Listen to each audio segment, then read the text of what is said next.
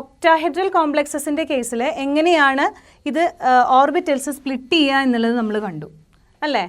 ഇനി ഈ orbitals split ചെയ്ത് കഴിഞ്ഞാൽ ഇലക്ട്രോൺസ് എൻ്റർ ചെയ്യണത് നമ്മൾ പറഞ്ഞു അറ്റോമിക് ഓർബിറ്റൽസിൽ ഇലക്ട്രോൺസ് എൻ്റർ ചെയ്യുന്ന അതേ പ്രിൻസിപ്പിളൊക്കെ ഒബേ ചെയ്തിട്ട് തന്നെയാണ് ഇതിലേക്ക് ഇലക്ട്രോൺസ് ഫില്ല് ചെയ്യണത്. ഓക്കെ, അപ്പം അങ്ങനെയുള്ളൊരു കേസിൽ നമുക്ക് നോക്കാം D4 എന്നുള്ള ഒരു ഇലക്ട്രോണിക് കോൺഫിഗറേഷൻ വരികയാണ്. അപ്പോൾ ഇങ്ങനെ D4 ഇലക്ട്രോണിക് കോൺഫിഗറേഷൻ വരുന്ന കേസിൽ എന്തുണ്ട്, രണ്ട് പോസിബിലിറ്റി ഉണ്ട്. ഒന്നില്ലെങ്കിൽ ഈ ഓർബിറ്റൽസ് 3 എണ്ണം ലോവർ T2G ഓർബിറ്റൽസിൽ ഫില്ല് ചെയ്തതിന് ശേഷം നാലാമത്തെ ഇലക്ട്രോൺ EG ഓർബിറ്റലിലേക്ക് വരാം. അതായത് T2G 3 EG1 എന്നുള്ള ഒരു പോസിബിലിറ്റി വരാം. അല്ലെങ്കിലോ ഈ EGയിലത്തെ ഇലക്ട്രോൺസ് അവിടെ നിന്നിട്ട് T2Gയിൽ ഇലക്ട്രോൺ പെയറിംഗ് നടക്കാം. അപ്പോൾ ഇലക്ട്രോണിക് കോൺഫിഗറേഷൻ എന്താവും, T2G4 എന്നുള്ള ഇലക്ട്രോണിക് കോൺഫിഗറേഷൻ, EGയിൽ ഇലക്ട്രോൺസ് ഇല്ല. ഇങ്ങനെയുള്ള ഈ രണ്ട് പോസിബിലിറ്റിയിൽ ഏത് രീതിയിലാണ് ഇലക്ട്രോൺ ഫില്ല് ചെയ്യുക എന്നുള്ളത് ക്രിസ്റ്റൽ ഫീൽഡ് സ്പ്ലിറ്റിംഗ് എനർജിയെ ബേസ് ചെയ്തിട്ടാണ് നമുക്ക് എക്സ്പ്ലെയിൻ ചെയ്യാൻ പറ്റുക. Crystal field splitting energy delta O എന്ന് പറയുന്നത് നമ്മൾ കാണാനുള്ള ഇക്വേഷൻ നോക്കിയതാണ്. -0.4x + 0.6y × ഡെൽറ്റ ഒ ആണ് നമ്മളത് കാണാനുള്ള equation.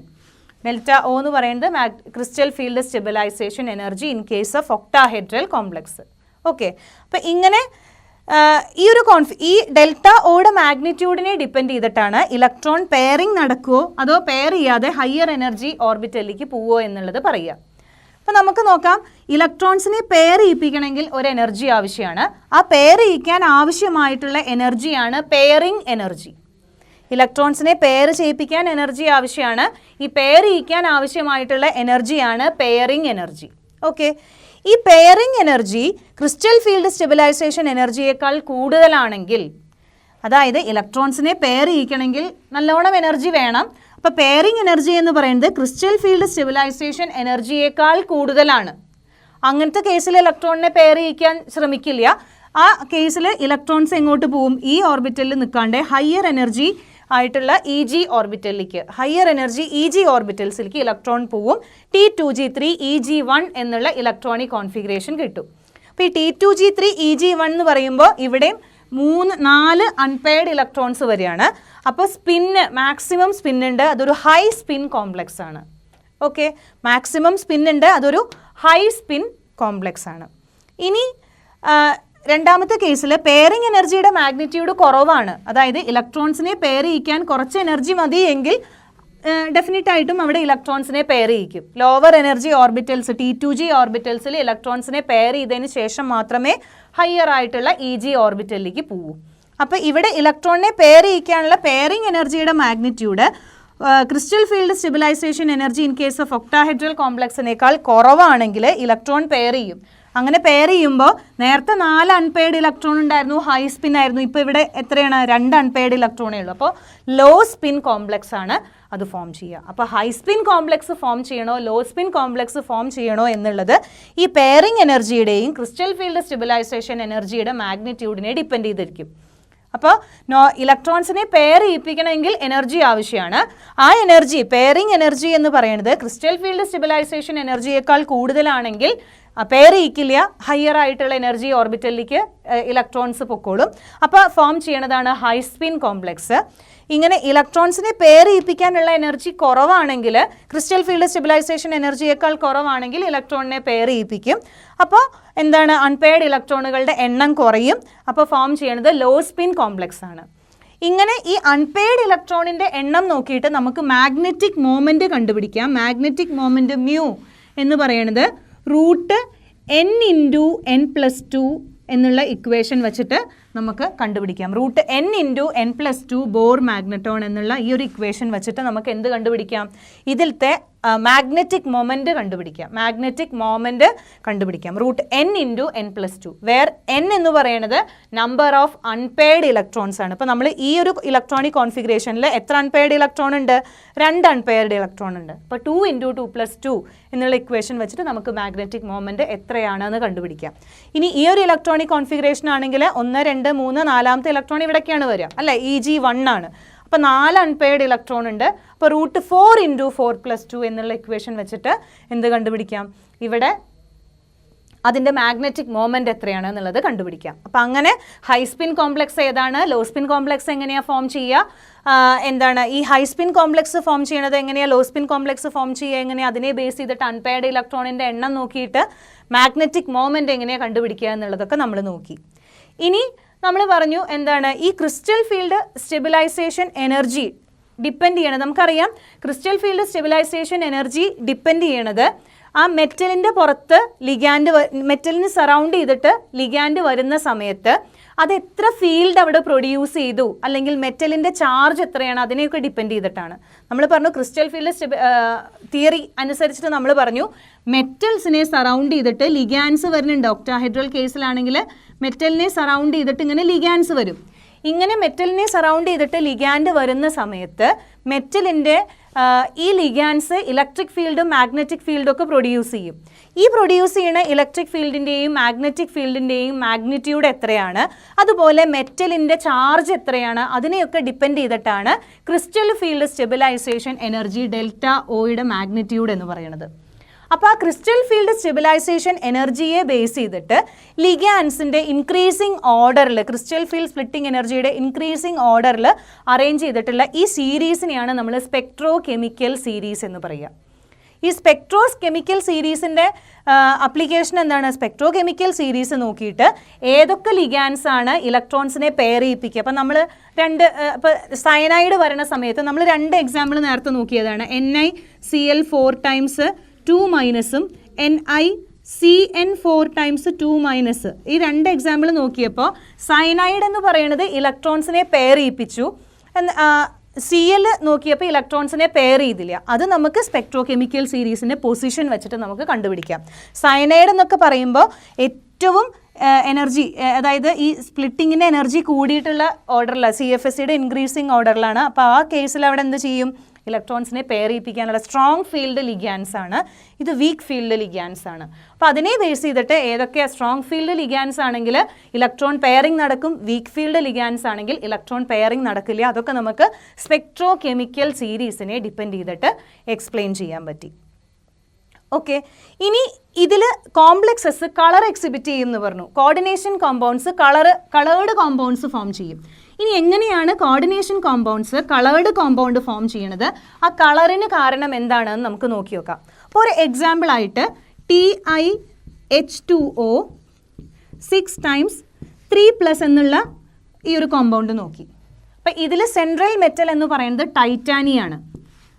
ടൈറ്റാനിയത്തിൻ്റെ electronic configuration 3d2 4s2 ആണ്. ഓക്കെ, അപ്പോൾ ടൈറ്റാനിയം 3+, ഇത് H2O ന്യൂട്രൽ ലിഗാൻഡ് ആണ്. ഈ കോംപ്ലക്സസിൽ ടൈറ്റാനിയം 3+ ഓക്സിഡേഷൻ സ്റ്റേറ്റ് ആണ്. അപ്പോൾ 3+ലെ ഇലക്ട്രോണിക് കോൺഫിഗറേഷൻ എന്ന് പറയുന്നത് 1 ആണ് അല്ലേ? ഇങ്ങനെ അപ്പോൾ നമുക്ക് എങ്ങനെ എഴുതാം? ഇവിടെ ടൈറ്റാനിയം 3+ൽ ലോവർ എനർജി d ഓർബിറ്റലിൽ ഒരു ഇലക്ട്രോൺ ഉണ്ട്. ഈ ലോവർ എനർജി d ഓർബിറ്റലിലുള്ള ഒരു ഇലക്ട്രോൺ ഇതിലേക്ക് ഇലക്ട്രോ മാഗ്നറ്റിക് റേഡിയേഷൻ ഫോൾ ചെയ്യണ സമയത്ത്, ഇതിലേക്ക് നമ്മൾ ഇലക്ട്രോ മാഗ്നറ്റിക് റേഡിയേഷൻ പതിക്കുന്ന സമയത്ത് ഇതിലത്തെ ഒരു ഇലക്ട്രോൺ ആ ഇലക്ട്രോ മാഗ്നറ്റിക് റേഡിയേഷൻ്റെ എനർജി അബ്സോർബ് ചെയ്തിട്ട് ഈ ലോവർ എനർജി ആയിട്ടുള്ള ഈ T2g ഓർബിറ്റലിലേക്ക് ഹയർ എനർജി EG ഓർബിറ്റലിലേക്ക് എക്സൈറ്റ് ചെയ്യും. ഈ എക്സൈറ്റേഷൻസിനെയാണ് DD ട്രാൻസിഷൻ എന്ന് പറയുക.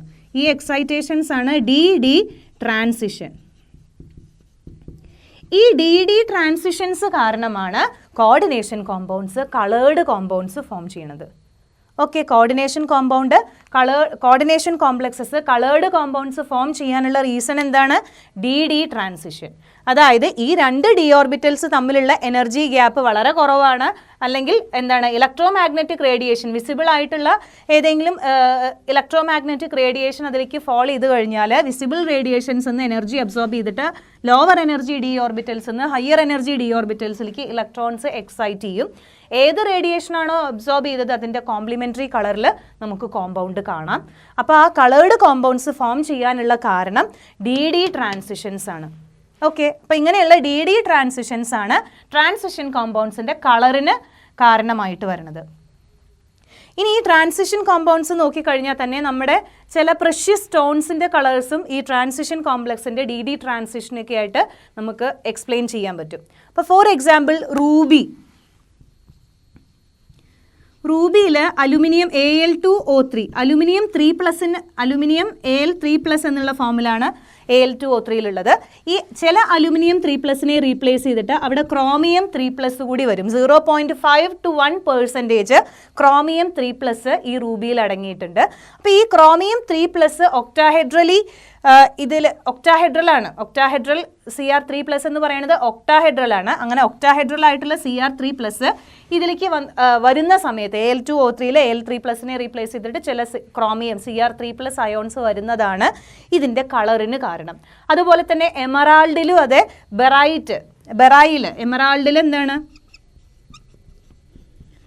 ബെറൈൽ എന്ന് പറയുന്ന മിനറലിൽ ഇതേപോലെ തന്നെ Be ബെറിലിയം, അലുമിനിയം, സിലിക്കൺ, ഓക്സിജൻ്റെ ഒക്കെ ഒരു മിനറലാണ് ബെറൈൽ എന്ന് പറയുന്നത്. അതിലും അതേ എന്താണ്, ചില ഒക്ടാഹെഡ്രൽ സൈറ്റിൽ ക്രോമിയം വരുന്നതാണ് എമറാൾഡിൻ്റെ കളറിന് കാരണം. ഓക്കെ, ഇനി ഇത് ഇത്രയും നമ്മൾ ഒക്ടാഹെഡ്രൽ കോമ്പൗണ്ട്സിൻ്റെ കേസിൽ പറഞ്ഞു. ഒക്ടാഹെഡ്രൽ കോമ്പൗണ്ട്സ് മാത്രമല്ല, ഇതേപോലെ ടെട്രാഹെഡ്രലി ആണ് ലിഗാൻസ് അപ്രോച്ച് ചെയ്യണമെങ്കിൽ ഇതെങ്ങനെയാണ് സ്പ്ലിറ്റ് ചെയ്യുക എന്നുകൂടി നോക്കാം. അപ്പോൾ നമ്മൾ ഇത്രയും നേരം ഒക്ടാഹെഡ്രൽ കോമ്പൗണ്ട്സിൻ്റെ ക്രിസ്റ്റൽ ഫീൽഡ് സ്പ്ലിറ്റിംഗ് ആണ് നമ്മൾ പറഞ്ഞത്. ഇനി ടെട്രാഹെഡ്രൽ കോമ്പൗണ്ട്സ് വരുമ്പോൾ എങ്ങനെയാണ് സ്പ്ലിറ്റ് ചെയ്യുക എന്നുള്ളത് നോക്കാം. ടെട്രാഹെഡ്രൽ കോമ്പൗണ്ട്സ് വരുന്ന സമയത്ത് നമുക്കറിയാം, നമ്മൾ നേരത്തെ ഒക്ടാഹെഡ്രലി ആണ് ഇതിലേക്ക് ലിഗാൻസ് വരണമെങ്കിൽ ഏതൊക്കെ ഡി ഓർബിറ്റൽസിൻ്റെ ലോബ്സ് ആയിരുന്നു എലോങ് ദ ആക്സിസ് ഉണ്ടായിരുന്നത്, ആ ഡി ഓർബിറ്റൽസ് കൂടുതൽ റിപ്പൽ ചെയ്യും, എനർജി കൂടുമെന്ന് നമ്മൾ പറഞ്ഞു. ടെട്രാഹെഡ്രൽ കേസിലാണെങ്കിൽ മെറ്റൽസിൽ ടെട്രാഹെഡ്രലി ആണ് ലിഗാൻസ് അപ്രോച്ച് ചെയ്യണത്. ഇതാണ് ടെട്രാഹെഡ്രൽ സ്ട്രക്ചർ അല്ലേ. അങ്ങനെ ടെട്രാഹെഡ്രലി ആണ് ലിഗാൻസ് അപ്രോച്ച് ചെയ്യണമെങ്കിൽ ഏതൊക്കെ ഡി ഓർബിറ്റൽസിൻ്റെ ലോബാണോ in between the axis align ചെയ്തിട്ടുള്ളത് ആ ഡി ഓർബിറ്റൽസ്, ഇപ്പോൾ ഇത് ആ ഡി ഓർബിറ്റൽസിൻ്റെ ഒക്കെ എനർജി എന്താണ് കൂടും. കാരണം ആ ഡി ഓർബിറ്റൽസ് മെറ്റൽസിൻ്റെ ഇലക്ട്രോൺസുമായിട്ട് അല്ലെങ്കിൽ ലിഗാൻഡ് ഇലക്ട്രോൺസുമായിട്ട് കൂടുതൽ റിപ്പൽ ചെയ്യും. അപ്പോൾ in between the axis lobe form ചെയ്യണത് ഏതൊക്കെയാണ്? നമുക്ക് അറിയാം, DXZ, DYZ, DXY. ഈ 3 ഡി ഓർബിറ്റൽസിൻ്റെ എനർജി എന്താ പറയുക, ലോബ്സ് ആണ് in between the axis align ചെയ്തിട്ടുള്ളത്. അപ്പോൾ അങ്ങനത്തെ കേസിൽ എന്തുണ്ട്, ഈ ഡി ഓർബിറ്റൽസ് ആണ് കൂടുതലായിട്ട് റിപ്പൽ ചെയ്യണത്, അതിൻ്റെയാണ് എനർജി കൂടുന്നത്. ഇനി ബാക്കിയുള്ള 2 ഡി ഓർബിറ്റൽസ് ഉണ്ടല്ലോ, അതായത് ഡബിളി ഡീജനറേറ്റ് ആയിട്ടുള്ള ഓർബിറ്റൽസിൻ്റെ എനർജി കമ്പൈനിങ് ഡി ഓർബിറ്റൽസിൻ്റെ എനർജിയേക്കാൾ കുറവായിരിക്കും. അതിനെ ഇ ഓർബിറ്റൽസ് എന്ന് പറയും. ടെട്രാഹെഡ്രൽ കോമ്പൗണ്ട്സിൻ്റെ കേസിൽ നമ്മൾ ഇ എന്നും T2 എന്നുമാണ് റെപ്രസെൻറ്റ് ചെയ്യുക. ഇ എന്നും T2 എന്നുമാണ് റെപ്രസെൻറ്റ് ചെയ്യുക. ജി എന്നുള്ളത് നമ്മൾ അവിടെ എഴുതില്ല. ഓക്കെ, അപ്പോൾ ഈ ഓർബിറ്റൽസും T2 ഓർബിറ്റൽസ് ആണ്. ഇത് തമ്മിലുള്ള എനർജി ഗ്യാപ്പാണ് crystal field stabilization energy in case of tetrahedral complexes. Okay, അപ്പം അങ്ങനെ നമുക്ക് എങ്ങനെയാണ് ടെട്രാഹെഡ്രൽ കോമ്പൗണ്ട്സിൽ എങ്ങനെയാണ് ക്രിസ്റ്റൽ ഫീൽഡ് സ്പ്ലിറ്റിംഗ് നടക്കണേ എന്നുള്ളത് പറയാം. അപ്പോൾ ഇതിനെയൊക്കെ ബേസ് ചെയ്തിട്ട് നമുക്ക് ഡി ട്രാൻസിഷൻ നടക്കുന്നത് എക്സ്പ്ലെയിൻ ചെയ്യാം. അതുപോലെ കളറ്, ഡി ട്രാൻസിഷനെ ബേസ് ചെയ്തിട്ട് കളർ നമുക്ക് എക്സ്പ്ലെയിൻ ചെയ്യാം. അൺപെയ്ഡ് ഇലക്ട്രോൺസിനെ ബേസ് ചെയ്തിട്ട് അതിൻ്റെ മാഗ്നറ്റിക് മൊമെൻറ്റ് എങ്ങനെയാണ് കണ്ടുപിടിക്കുക എന്നൊക്കെ ഉള്ളത് നമുക്ക് എക്സ്പ്ലെയിൻ ചെയ്യാം. ഓക്കെ.